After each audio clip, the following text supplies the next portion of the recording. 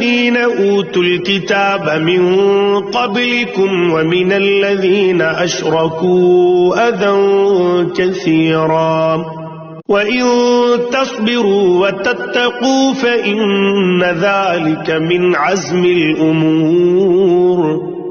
مسلمانوں، تمہیں اپنے مال و دولت اور جانوں کے معاملے میں اور آزمایا جائے گا، اور تم اہل کتاب اور مشرکین دونوں سے بہت سی تکلیف دہ باتیں سنو گے، اور اگر تم نے صبر اور تقوی سے کام لیا تو یقیناً یہی کام بڑی ہمت کے ہیں جو تمہیں اختیار کرنے ہیں.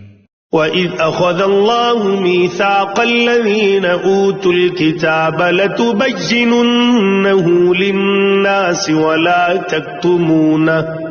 وَلَا تَكْتُمُونَهُ فَنَبَذُوهُ وَرَاءَ ظُهُورِهِمْ وَاشْتَرَوْا بِهِ ثَمَنًا قَلِيلًا فَبِئْسَ مَا يَشْتَرُونَ. اور ان لوگوں کو وہ وقت نہ بھولنا چاہیے جب اللہ نے اہل کتاب سے یہ عہد لیا تھا کہ تم اس کتاب کو لوگوں کے سامنے ضرور کھول کھول کر بیان کرو گے اور اس کو چھپاؤ گے نہیں. پھر انہوں نے اس عہد کو پس پشت ڈال دیا اور اس کے بدلے تھوڑی سی قیمت حاصل کر لی. اس طرح کتنی بری ہے وہ چیز جو یہ مول لے رہی ہے.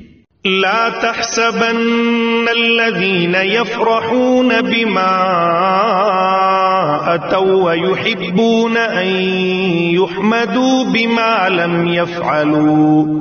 بما لم يفعلوا فلا تحسبنهم بمفازة من العذاب ولهم عذاب أليم.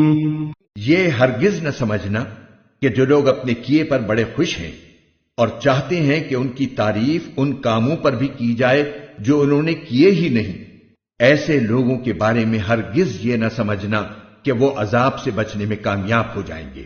ان کے لیے دردناک سزا تیار ہے.